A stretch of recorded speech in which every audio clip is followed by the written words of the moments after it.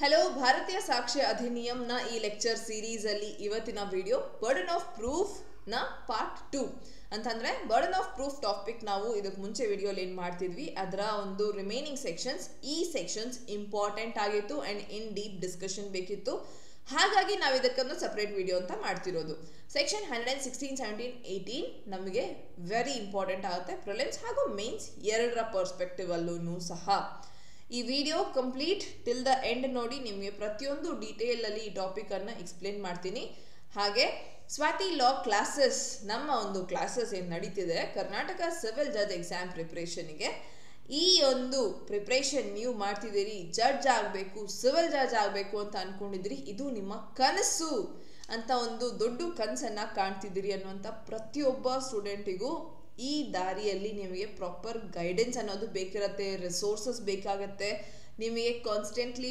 Motivation ಅನ್ನೋದು ಬೇಕಿರುತ್ತೆ ಹಾಗೆ ಇದಷ್ಟೇ ಅಲ್ಲದೆ ನಿಮಗೆ ಪ್ರತಿಯೊಂದು ಹೆಜ್ಜೆಯಲ್ಲೂ ನೀವು ನಿಮ್ಮ ಪರ್ಫಾರ್ಮೆನ್ಸ್ ಹೇಗಿದೆ ಅನ್ನೋದು ಅನಾಲಿಸಿಸ್ ಸಹ ಮಾಡ್ಕೋಬೇಕಾಗತ್ತೆ ಸೊ ದ್ಯಾಟ್ ನಿಮಗೆ ಒಂದು ಟಾಪಿಕ್ಸ್ ಅರ್ಥ ಆಯ್ತಾ ಇಲ್ವಾ ಹೇಗೆ ಅರ್ಥ ಆಯ್ತು ನೀವು ಹೇಗೆ ಅಪಿಯರ್ ಆಗ್ತೀರಿ ಎಕ್ಸಾಮ್ಗೆ ಅನ್ನೋಂಥ ಕಂಪ್ಲೀಟ್ ಐಡಿಯಾ ಸಿಗೋದು ಇಂಪಾರ್ಟೆಂಟ್ ಆಗುತ್ತೆ ಇದು ಎಲ್ಲಾನು ಪ್ರೊವೈಡ್ ಮಾಡ್ತೀವಿ ನಿಮಗೆ ನಮ್ಮ ಈ ಬ್ಯಾಚಸ್ ಅಲ್ಲಿ ಕಾಂಪ್ರಿಹೆನ್ಸಿವ್ ಬ್ಯಾಚ್ ಹಾಗೂ ಪ್ರಿಲಿಮ್ ಸ್ಪೆಷಲ್ ಬ್ಯಾಚ್ ಎರಡು ಬ್ಯಾಚಸ್ ನಡೀತಿದೆ ಅಂಡ್ ಈ ಎರಡು ಬ್ಯಾಚ್ ನಿಮಗೆ ಕರ್ನಾಟಕ ಸಿವಿಲ್ ಜಜ್ ಎಕ್ಸಾಮ್ಗೆ ತಯಾರಿ ಮಾಡ್ತಿರುವಂಥ ಸ್ಟೂಡೆಂಟ್ಸ್ಗೆ ಸಂಬಂಧಪಟ್ಟಿರುವಂಥದ್ದು ಸೊ ಈ comprehensive batch prelims mains interview ಮೂರನ್ನೂ ಕವರ್ ಮಾಡುತ್ತೆ ಒಂದೇ ಸಿಂಗಲ್ ಬ್ಯಾಚ್ ಅಲ್ಲಿ ಸೊ ಈ ಬ್ಯಾಚಸ್ ಆನ್ಲೈನ್ ಪ್ಲಾಟ್ಫಾರ್ಮ್ ಅಲ್ಲಿ ನಡೀತಿರೋದು ಡೈಲಿ ಈವ್ನಿಂಗ್ ಕ್ಲಾಸ್ ಇರುತ್ತೆ ಪ್ರಿಲಿಮ್ಸ್ ಆ್ಯಂಡ್ ಮೇನ್ಸ್ ಎಲ್ಲಾನು ನಿಮಗೆ ಫ್ರಮ್ ದ ಫೌಂಡೇಶನ್ ಕವರ್ ಆಗುತ್ತೆ ಸ್ಟಡಿ ಮಟೀರಿಯಲ್ ಹಾಗೂ ಮಾಕ್ ಟೆಸ್ಟ್ ಎರಡೂ ನೀಡ್ತೀವಿ ಈ ಎಲ್ಲ ಕ್ಲಾಸಸ್ ಲೈವ್ ಸೆಷನ್ಸ್ ಆಗಿರುತ್ತೆ ಅಂತಂದರೆ ನೀವು ಲೈವ್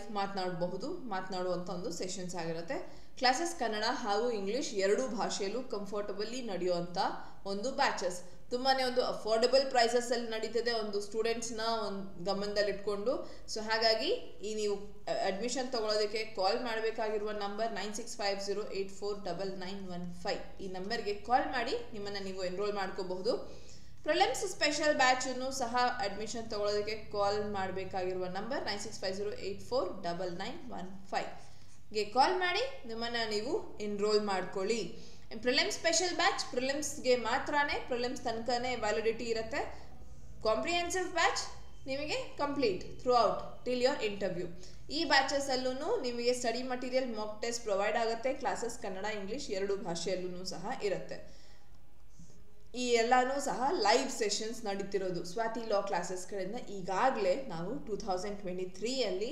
ರಿಸಲ್ಟ್ಸ್ ಅನ್ನ ಶೋ ಮಾಡಿದ್ದೀವಿ ನಮ್ಮ ಪ್ರಿಲಿಮ್ಸ್ ಬ್ಯಾಚ್ ಇಂದ ಯಾವೊಂದು ಸ್ಟೂಡೆಂಟೂ ಸಹ ಫೇಲ್ ಆಗಿರಲಿಲ್ಲ 100% ರಿಸಲ್ಟ್ ಇತ್ತು ಪ್ರಿಲಿಮ್ಸ್ ಬ್ಯಾಚ್ ಅಲ್ಲಿ ಹಾಗೆ ಎಂಟೈರ್ ಎಕ್ಸಾಮ್ನ ಒಂದು ಪರ್ಪಸ್ ಅಲ್ಲಿ 2 ರ್ಯಾಂಕ್ ಅನ್ನ ಕೊಟ್ಟಿದ್ದೀವಿ ಅಂದ್ರೆ ನಮ್ಮ ಕ್ಲಾಸಸ್ ಇಂದ 2 ಜಡ್ಜ್ ಆಗಿದ್ದಾರೆ ಸೊ ಹಾಗಾಗಿ ಅದು ನಮಗೆ ಒಂದು ಹೆಮ್ಮೆಯ ಕಿರೀಟ ಅವರ ಒಂದು ಇಂಟರ್ವ್ಯೂಸ್ ಸಹ ನೀವು ನೋಡಬಹುದು ವಿಡಿಯೋಸ್ ಇದೆ ಚೆಕ್ ಮಾಡಿ ಹಾಗೆ ಈ 2 ಬ್ಯಾಚಸ್ ನಿಮಗೆ ನಿಮ್ಮ ಕನಸನ್ನ ಜಡ್ಜ್ ಆಗಬೇಕು ಅನ್ನೋದು ನಿಮಗೆ ಎಷ್ಟು ಆಸೆ ಇದೆಯೋ ಅಷ್ಟೇ ಒಂದು ರೆಸ್ಪಾನ್ಸಿಬಿಲಿಟಿಯಿಂದ ನಾವು ಸಹ ಇದನ್ನು ನಡೆಸ್ತಿದ್ದೀವಿ ಸೊ ಅಡ್ಮಿಷನ್ ತಗೊಳ್ಳೋದಕ್ಕೆ ನೀವು ಈ ನಂಬರ್ಗೆ ಕಾಲ್ ಮಾಡಬಹುದು ನಿಮ್ಮ ಫ್ರೆಂಡ್ಸ್ ಫ್ಯಾಮಿಲಿಯಲ್ಲಿ ಯಾರಾದರೂ ಜಡ್ಜ್ ಆಗಬೇಕು ಅಂದ್ಕೊಂಡಿದ್ದಾರೆ ದೆನ್ ಡೆಫಿನೆಟ್ಲಿ ಅವರಿಗೆ ಇದನ್ನು ತಿಳಿಸಿ ನಿಮ್ಮ ಕಡೆಯಿಂದ ಹಾಗೆ ನೀವು ವಿಡಿಯೋಸ್ ನೋಡ್ತಿದ್ದೀರಿ ಅಂತಂದರೆ ಚಾನಲ್ನೂ ಸಹ ಸಬ್ಸ್ಕ್ರೈಬ್ ಮಾಡಿ ಸೊ ದಟ್ ನಮಗೂ ಒಂದಷ್ಟು ಖುಷಿ ಆಗುತ್ತೆ ನನಗೂ ಖುಷಿ ಆಗುತ್ತೆ ಇನ್ನೊಂದಷ್ಟು ವಿಡಿಯೋಸನ್ನು ಮಾಡೋದಕ್ಕೆ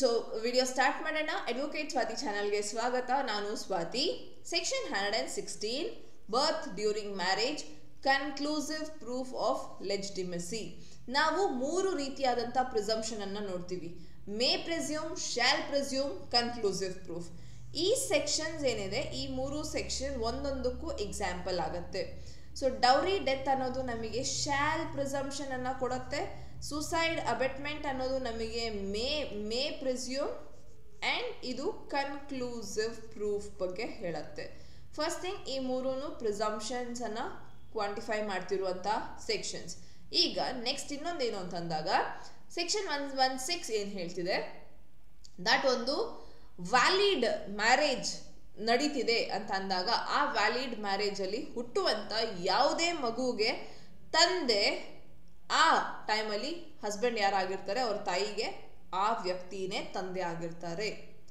ಇದು ನಮ್ಮ ಕನ್ಕ್ಲೂಸಿವ್ ಪ್ರೂಫ್. ಯಾವ ರೀತಿ ಅರ್ಥ ಮಾಡ್ಕೋಬೇಕು ಅಂತಂದ್ರೆ, ಮೇ ಪ್ರಿಸ್ಯೂಮ್ ಅಂತ ಅಂದಾಗ ನಾವು ಫ್ಯಾಕ್ಟ್ ಬಗ್ಗೆ ಒಂದು ಪ್ರಿಸಂಪ್ಷನ್ ತಾಳ್ತಿರೋದು. ಕೋರ್ಟ್ ಬೇಕಾದ್ರೆ ಪ್ರಿಸಂಪ್ಷನ್ ತಗೊಳ್ಬಹುದು ಅಥವಾ ಇಗ್ನೋರ್ ಮಾಡಬಹುದು, ತಗೊಳ್ಳೇಬೇಕು ಅಂತ ಏನಿಲ್ಲ. ಪ್ಲಸ್ ಈ ಒಂದು ಪ್ರಿಸಂಪ್ಷನ್ ತಗೊಂಡ್ರು ಸಹ ಇದನ್ನ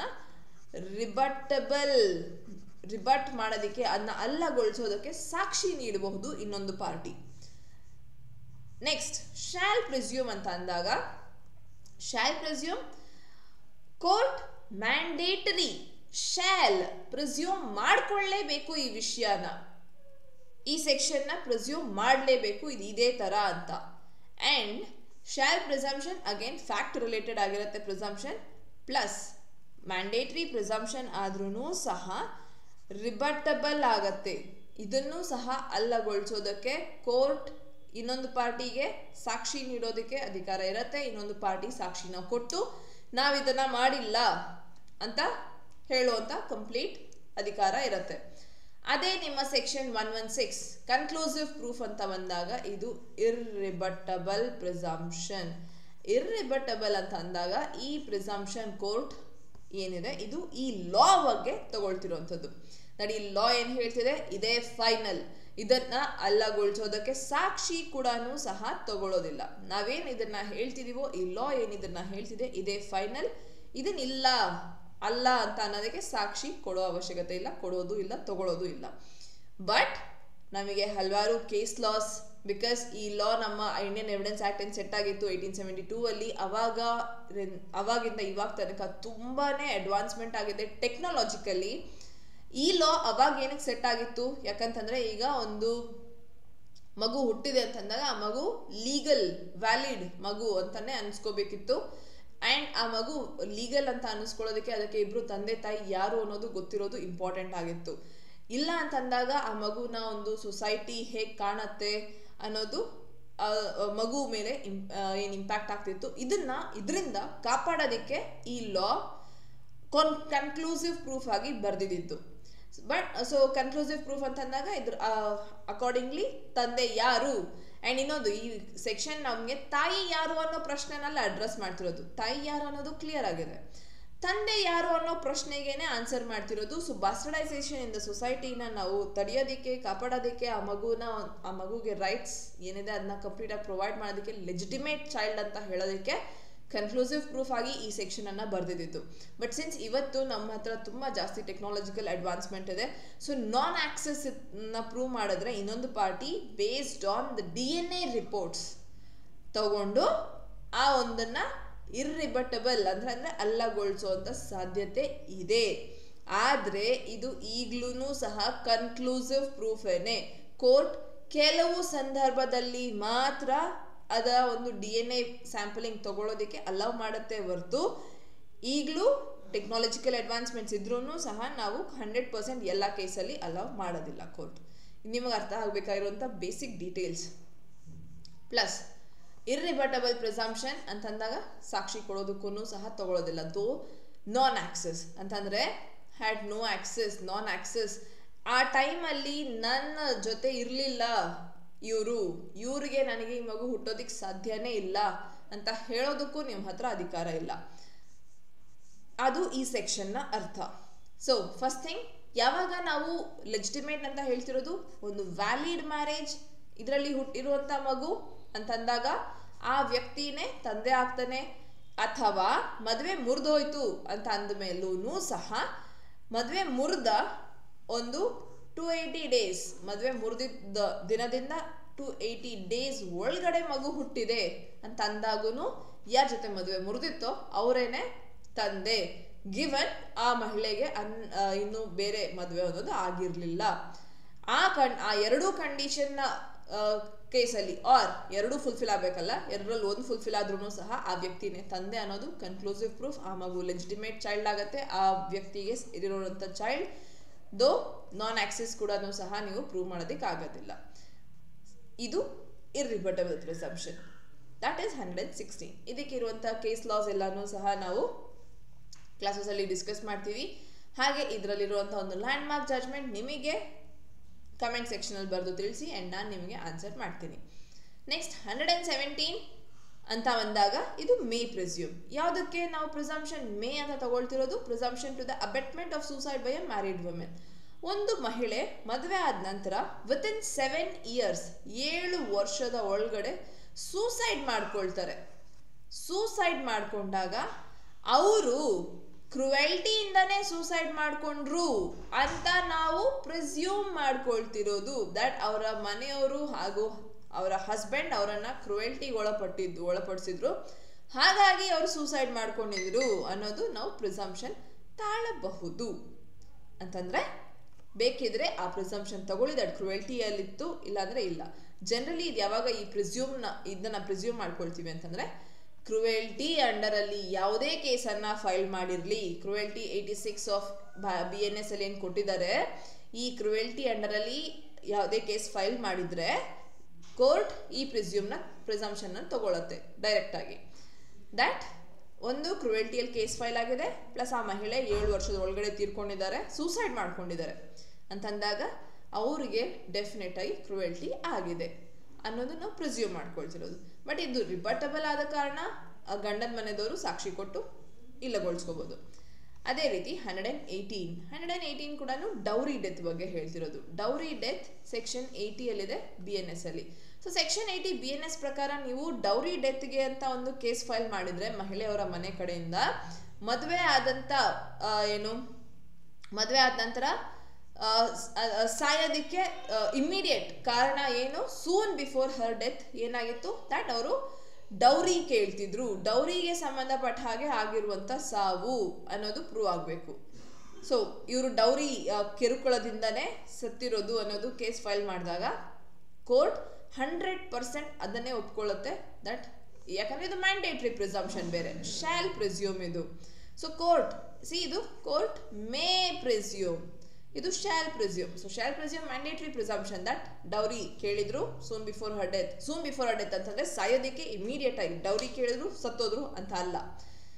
ಆ ಡೌರಿ ಸಿನಾರಿಯೋ ನಡೀತಿದ್ದ ಒಂದು ಇದರಲ್ಲೇನೆ ಸಾವಾಗಿದೆ ಅನ್ನೋ ರೀತಿ. ಅಂದ್ರೆ ಒಂದು 2-3 ತಿಂಗಳಿಂದ, ಒಂದು ವರ್ಷದಿಂದ ನನಗೆ ಬರೀ ಡೌರಿ ಹಿಂಸೆ ಕೊಡ್ತಿದ್ದಾರೆ ಅನ್ನೋದು ನಡೀತಾನೆ ಇತ್ತು, ಆ ಇದರಲ್ಲೇನೆ ಸಾವಾಗಿದೆ ಎನಿಥಿಂಗ್. ಸೊ ಆ ಕಂಡೀಷನ್ 118. ಈ 3 ಸೆಕ್ಷನ್ ಇಂಪಾರ್ಟೆಂಟ್, ಅಟ್ಮೋಸ್ಟ್ ಇಂಪಾರ್ಟೆಂಟ್. ಇದನ್ನ ಸರಿಯಾಗಿ ಓದ್ಕೊಳ್ಳಿ. Next, court may presume existence of certain facts. ಈಗ ಎಕ್ಸಿಸ್ಟೆನ್ಸ್ ಆಫ್ ಸರ್ಟೇನ್ ಫ್ಯಾಕ್ಟ್ಸ್ ಇದು ಜನರಲ್ ಆಗಿನೂ ಸಹ ತಗೊಳ್ಬೋದು. 114 ಆಗಿತ್ತು, ಈಗ 119. ಅಂತಂದ್ರೆ ಈಗ ಒಂದು ನಿಮಗೆ mango ice cream, for example ಒಂದು ಮ್ಯಾಂಗೋ ಫೋಟೋ ಇದೆ ಹಣ್ಣದು, ಪ್ಲಸ್ ಪಕ್ಕದಲ್ಲಿ ಒಂದು ice cream yellow colour. So general ಆಗಿ ನೋಷನ್ ಅದು ಮ್ಯಾಂಗೋ ಐಸ್ ಕ್ರೀಮ್ ಅಂತಾನೆ, mango flavoured mango ice cream ಅಂತ.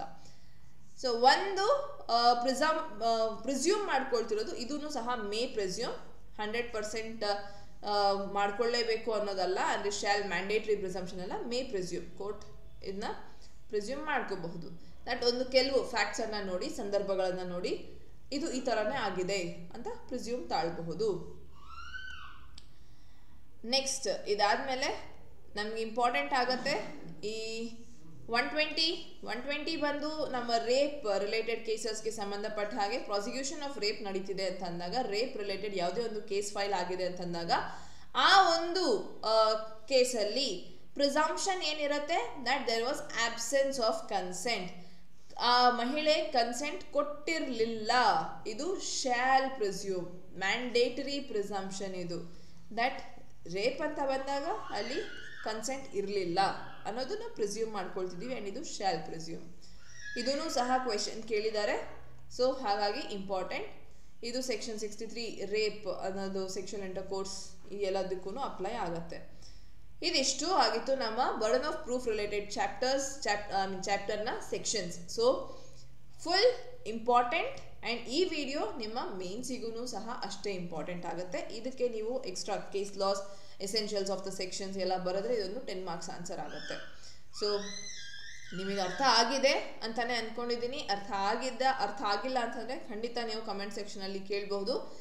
ಬೇಕಿದ್ರೆ ನಾವು ಸ್ಪೆಸಿಫಿಕ್ ಒಂದೊಂದು ಸೆಕ್ಷನ್ಗೂ ಸಹ ಶಾರ್ಟ್ ನೋಟ್ಸ್ ರೀತಿ ಅಥವಾ ಒಂದು ಆನ್ಸರ್ ರೈಟಿಂಗ್ಗೂ ಸಹ ಮಾಡಬಹುದು ವಿಡಿಯೋ.